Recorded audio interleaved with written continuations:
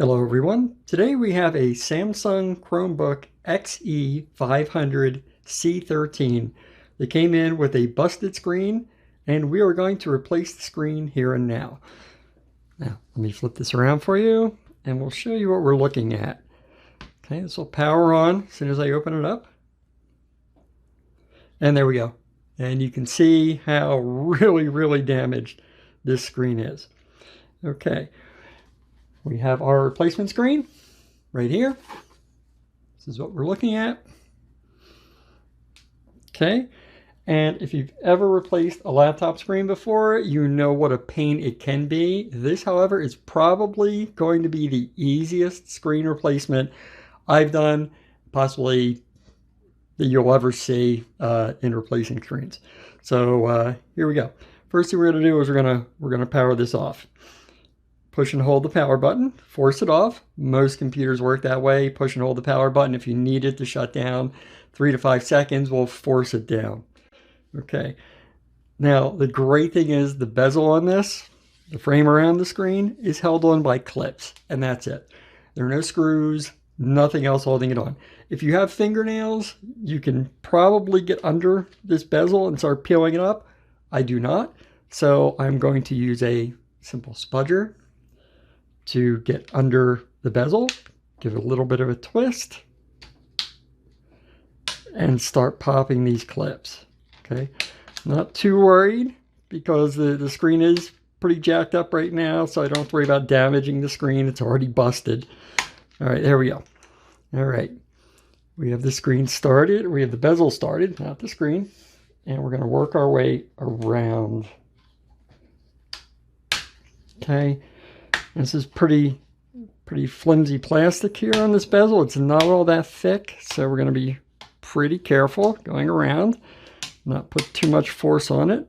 All right, it starts to come out all by itself once you get most of the way around. Now let's see, down at the bottom.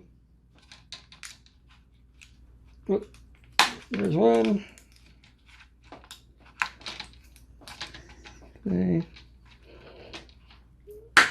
You can feel them along the bottom when you get to them. It gets really tight. There we go. Oh, it feels really busted down there. All right. Now that that's popped. Oop, I think I missed one. Wow, this is really busted up down here. You can hear the gritting of the broken plastic. Okay. Did we get everything?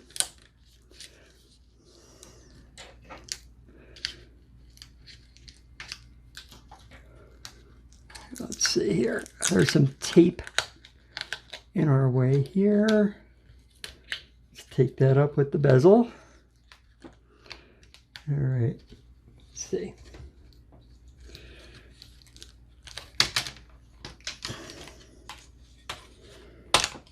And gotta work it out on the sides. And where's that tape going? All right, yep. And the tape is hanging us up. Let's see. All right, we need to peel that off the bezel. That needs to stay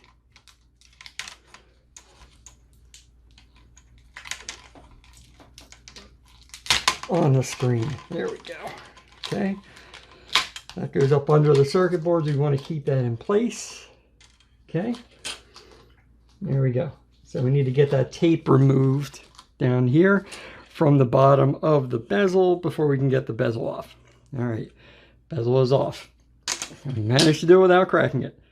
All right, so be careful of that. If you feel some resistance, you've got this little strip of tape on the bottom holding the bezel on. Now around the sides, the screen is held in by 2 screws on each side, one top, one bottom. So looks like a small Phillips head. So we will go for that. Let's see. Start with this. Let's see if that works. Yep, that works great. Okay, I'll put the Phillips head size up on the screen after I'm finished, since I can't see it right now. So what happens when you get older, the vision starts to go. I can't see the little tiny numbers on the screwdriver case. All right, 1, 2, 3, and 4. Okay. All right. And now the bezel should just lift up and forward. Be gentle, and that reveals a clip. There's the only connection holding this screen into the rest of the unit. Okay. Now there is a retaining clip here holding these pieces together. Just lift that up, fingernail, little ones that I have, lift up from front to back. Okay. Then pull in this little tab straight out backwards, and that disconnects the screen. There we go. Old screen is out. Okay.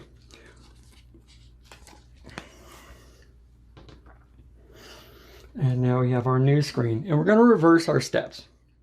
Pretty simple. Okay, we have our new screen. The tape is already up the back. So, do we need that? Nope. Oh, that came off the old screen. Awesome. The circuit board and all the connections to go with it are all within the tape. Okay, so we're going to lay this forward like this. Okay, I still have the plastic on. You can see there's the tab to pull the protective plastic coating off. That's still on at the moment. I'm going to put it up here and line it up with this connection. Okay, we're going to line that up. Okay, I'm going to try to keep my arm out of the way, but I don't know if I can. Okay, this needs to line up. This.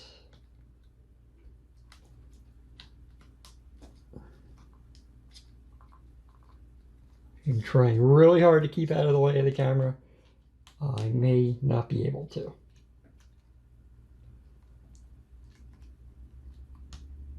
Oops, there we go. Okay. Yeah, once you line the sides up, then you're in pretty good shape.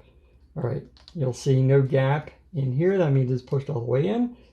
Push the retaining clip down. You hear it snap.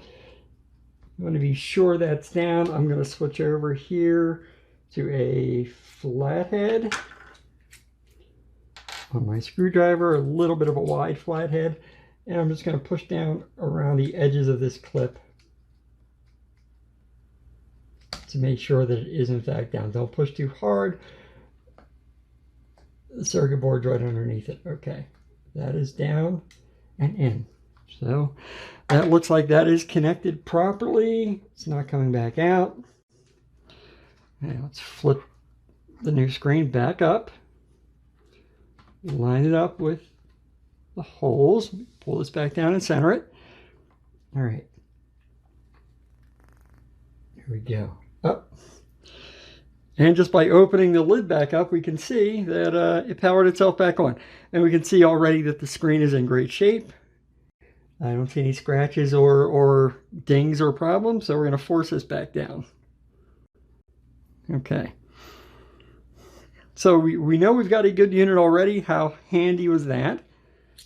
That just by opening and closing the lid, it powered back on and showed us that the unit is fine. The new replacement screen is in perfect shape. Okay. Let's put our screws back in. Okay, I'm going to do everything else first before I rip this protective plastic back off. In case I drop anything on the screen, drop the screwdriver, a screw, or anything. I don't want to take a chance of damaging the screen at all. So unfortunately the bezel would cover up the edges of that plastic, so I'm going to have to peel that off before I put the bezel on. But in the meantime, I can do everything else. Put all our screws back in. Okay. Make sure they're all hand tight. Don't over tighten, or you'll strip these out. That would make for a bad day. All right. All 4 screws are tightened. All right, now I'm going to peel this protective cover off. There we go. Don't forget to do that. If you put your bezel on first, forget to peel that off. You're going to have to peel the bezel off first. I don't think you can get that off around the bezel. All right, now let's sit the bezel down in.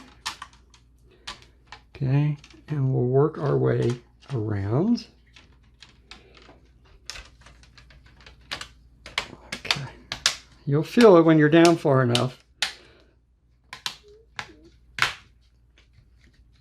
It'll sit right in there. Now, the bottom we had kind of a tough time with. Okay, looks like pushing along the very bottom here is the way to go. There's some clips down and then up here along the Samsung logo. Oh, there's one. The corners. Okay, not too hard. Don't push on the inside too hard. You'll push into the screen, but kind of going dead center, more along the outside. Okay, again, checking the bottom. Center of this. I'm going to open this all the way up. There's another one. Yeah, the bottom was a little more difficult to feel the clips. You could feel where it was stuck together, and you can get something down there and pry it up. But okay, otherwise, I think that's it. One more time around. Make sure I didn't miss anything. Nope, we are in good shape. Okay, now one final power on.